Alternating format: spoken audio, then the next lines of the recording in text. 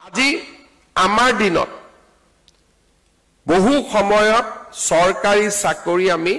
60% মেধাৰ ওপৰত পাইছিলো ইন আৱাৰ টাইম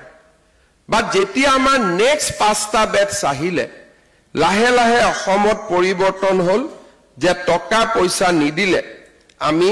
চাকৰি পাব নোৱাৰো এটা সময়ত এনেকুৱালৈকে আহি গল যে এচিএস অফিচাৰ হবৰ কাৰণে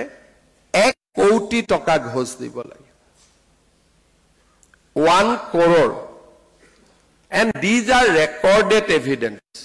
মই এনে কোৱা নাই যে 1 কোটি টকা নিদিলে আমি এচিএস অফিচাৰ হব নোৱাৰো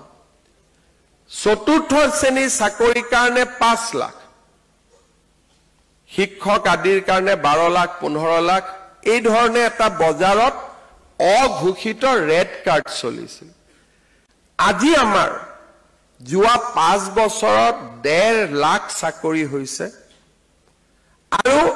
প্ৰত্যেকজন চাকৰি পোৱা যুৱক যুৱতীৰ এটা কাহিনী আছে they have a story to tell যে মোৰ মায়ে তৰকাৰী বেপাৰ কৰিছিল মোৰ দেউতাই টিউচন কৰিছিল মোৰ দেউতা ট্ৰান্সফাৰ হৈ থাকিছিল মায়ে মোক ঘৰত পঢ়ুৱাইছিল এই 1.5 লাখ যুৱক যুৱতীৰে